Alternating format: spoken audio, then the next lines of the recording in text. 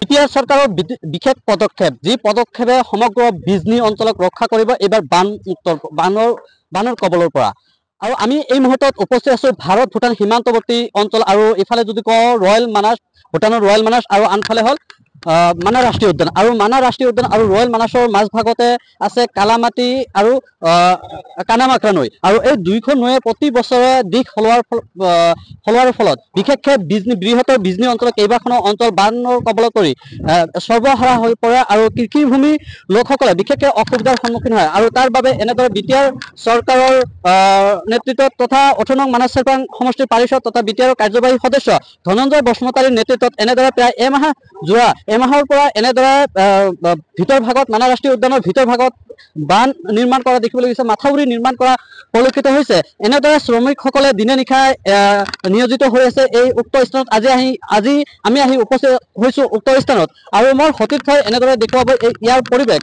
এনেদৰে বিজনী চুবাইজাৰৰ পৰা আৰম্ভ কৰি সমগ্ৰ বিজনী চহৰখনক বানমুক্ত কৰাৰ বাবে আজিৰ এই পদক্ষেপ গ্ৰহণ কৰা হৈছে। আৰু বিশেষকৈ প্ৰতি বছৰে এয়া হ'ল ৰয়েল মানাস, আৰু এই ভূটানৰ ৰয়েল মানাসৰ পৰা ভূটানৰ পৰা নামি অহা যি পানী, বিশেষকৈ বিজনী চিৰাঙৰ বিজনীৰ বৃহত্তৰ অঞ্চলত বোৱাই পেলাই, আৰু প্ৰতি বছৰে শ কৃষিভূমি এই বানৰ কবলত পৰি কৃষকসকলে বিশেষকৈ অসুবিধাৰ সন্মুখীন হয়। আৰু তাৰ পৰা মুক্ত কৰিবলৈ উক্ত স্থানত নিৰ্মাণ কৰা হৈছে বান আৰু মাথাউৰি। আৰু এই মাথাউৰিৰ জৰিয়তে প্ৰতি বছৰে নদীৰ যিটো দিশ সলাই, আৰু এই সলাই যি স্থান বন্ধ কৰাৰ বাবে এনেদৰে পদক্ষেপ গ্ৰহণ কৰা হৈছে। আৰু উক্ত স্থানত আহি উপস্থিত হৈছে বিটিআৰৰ কাৰ্যবাহী সদস্য ধনঞ্জয় বসুমতাৰী। তেখেতৰ সৈতে কিছু কথা পাতিম, তেখেতৰ পৰা জানিব বিচাৰিম কি ক'ব, যিহেতু কিছু জটিলতা আছে আপোনালোকৰ ইয়াতে প্ৰজেক্টৰ কাম কৰাত, যিহেতু আনফালে ভূটান, আনফালে হ'ল ভাৰত, আৰু মানাহ ৰয়েল মানাস আৰু মানাহ ৰাষ্ট্ৰীয় উদ্যান, তাৰ মাজভাগত যিটো আপোনালোকে কাম কৰি আছে, ক'ৰবাত না ক'ৰবাত অসুবিধা আছে, তাৰ মাজতে আপোনালোকে সেইখিনি কাম কৰি আছে, কি ক'ব? আমি এতিয়া ভূটান বৰ্ডাৰ আৰু ৰয়েল মানাস নেশ্যনেল পাৰ্ক আৰু আমাৰ মানাস নেশ্যনেল পাৰ্ক, এই দুটাৰ ওচৰতে কানামাক্ৰা আৰু কালামাটি নদী, এই দুটা নদী দি এক হৈ পেলাই একেবাৰে আগৰ পুৰণি যিটো গতি, এই গতি সলনি কৰি পেলাই নতুন গতি একেবাৰে চুবাইজাৰ অঞ্চল, বিজনী, আমাৰ বিষ্ণুপুৰ অঞ্চল, এই চুবাইজাৰ আৰু মানাস নেশ্যনেল অঞ্চল পুৰা মানে তেওঁলোকে তাণ্ডৱ সৃষ্টি কৰিছে। এই তাণ্ডৱ সৃষ্টি কৰাতে এইটো আজিৰ কথা নহয়, ভালেকৈ বছৰ হ'ল। তাৰপাছত চুবাইজাৰবাসী, মানাসবাসী ৰাইজে বিটিআৰৰ চিফ সন্মানীয় প্ৰমোদ বড়ো ডাঙৰীয়াক অনুৰোধ কৰিছিল যে এইবেলি আমাক শালি ধানৰ ভাত খাবৰ কাৰণে এটা সুবিধা কৰি দিয়ক, আৰু আমাৰ সম্পত্তি ৰক্ষাৰ কাৰণে কিবা এটা ব্যৱস্থা কৰি দিয়ক, নহ'লে আমাৰ ঘৰ বাৰী সা সম্পত্তি নাথাকিব। তেনেকৈ অনুৰোধ কৰি পেলাই আমাৰ বিটিআৰৰ চিফ সন্মানীয় প্ৰমোদ বড়ো ডাঙৰীয়াক অনুৰোধ কৰাৰ পাছত বিটিআৰৰ চিফ সন্মানীয় প্ৰমোদ বড়ো ডাঙৰীয়া দেৱে মোক আজি মানে এইখন পৰিদৰ্শন কৰিব দিছে, আৰু কাম কৰিবৰ কাৰণে ইমিডিয়েট তেখেতে একশ্যন ল'বৰ কাৰণে মোক এটা নিৰ্দেশ দিছিলে।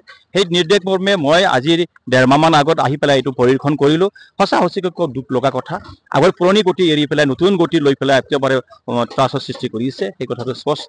সেইটো দেখা পাই পেলাই মই মানে এটা প্ৰজেক্ট বনাই পেলাই বিটিআৰৰ আমি এটা ছাবমিট কৰিছোঁ। আমাৰ বিটিআৰ কাউন্সিলৰ আমি কথা পাতি পেলাই কৈছোঁ, চিফ ছাৰে কৈছে কি আমাৰ কি টকা আছে নাছে সেইটো পিছৰ কথা, আপাতত প্ৰজেক্টটো বনাই পেলাই কামটো আৰম্ভ কৰি থাকক। এতিয়ালৈকে কোনো মানে চেংচন হোৱা নাই, কোনো এপ্ৰুভ হোৱা নাই। তথাপি মই এটা আইডিয়া কৰিছোঁ, ইয়াত মোটামুটি 3 পৰা 3.5 কোটি টকা খৰচ হ'ব, এই ব্যয়েৰে আমি কাম কৰি আছোঁ।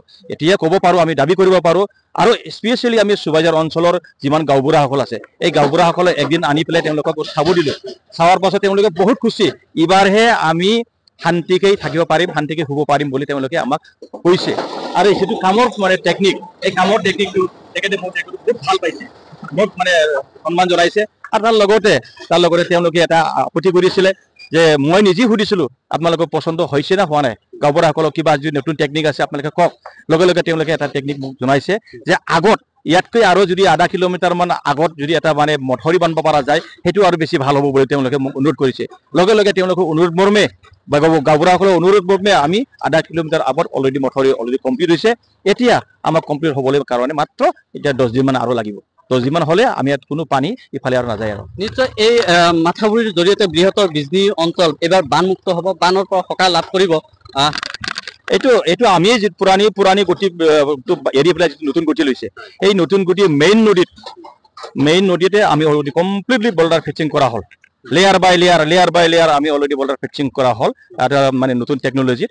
গতিকে এইটো পজিশ্যনৰ পৰা কোনো বিজনী অঞ্চলত বিজনী অঞ্চলত সুবাইজাৰ অঞ্চলত মানাছ চেৰফাং অঞ্চলত কোনো পানীয়ে নাযাব এতিয়া কিন্তু ডাউনৰ ফালে কিছু যদি আকৌ মানে নদীটো সলনি কৰি লয় তেতিয়াহ'লে বেলেগ কথা এইটো যিটো পৰ্চনত কাম কৰি আছে এই পৰ্চনত কোনো পইতে পানী নাযায় হোৱা নাই হয় এয়া হ'ল যি ভিতৰ ভাগৰ যি পৰিৱেশ ক'বলৈ যেহেতু বৃহত্তৰ বিজনীৰ অঞ্চলক ৰক্ষা কৰাৰ স্বাৰ্থত বিটিআৰ চৰকাৰৰ এয়া এক বিশেষ পদক্ষেপ উল্লেখজনক এক পদক্ষেপ ক'ব লাগিব কাৰণ বহু সময় ধৰি দীৰ্ঘদিন ধৰি বৃহত্তৰ বিজনী সুবাইঝাৰৰ পৰা আৰম্ভ কৰি বৃহত্তৰ অঞ্চলত প্ৰতি বছৰে বুৰাই পেলাই বানপানীয়ে আৰু তাৰ বাবে বহু লোক এই বানপানীত সৰ্বহাৰা হ'ব লগা হয় শ কৃষিভূমি বানপানীত যা যাব লগা হয় তাৰ বাবে কৃষকসকলে বিশেষকৈ অসুবিধাৰ সন্মুখীন হয় আৰু এই সমগ্ৰ দিশসমূহ চাই চিতিয়ে এনেদৰে ভিতৰ ভাগত বিটিআৰ চৰকাৰে প্ৰায় 3 কোটি টকা ব্যয় সাপেক্ষে যি মাথাউৰি নিৰ্মাণ কৰা পৰিলক্ষিত হৈছে আৰু মোৰ সহযোগী সতীৰ্থই দেখুৱাই আছে এয়া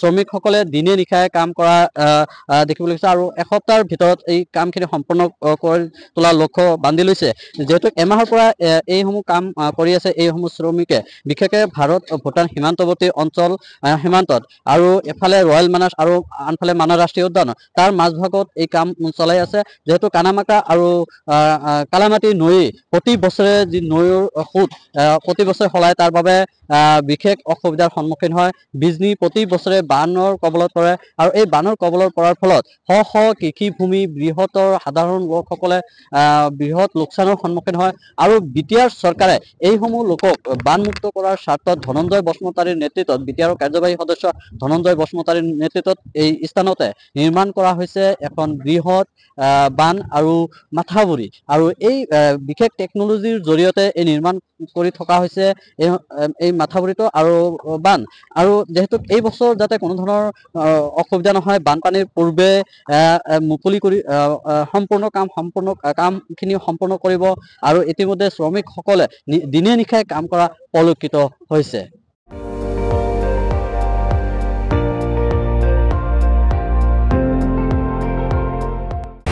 আপুনি চাই আছে ND24 সৰ্বশ্ৰেষ্ঠ নহয় সৰ্বোত্তমৰ দৌৰ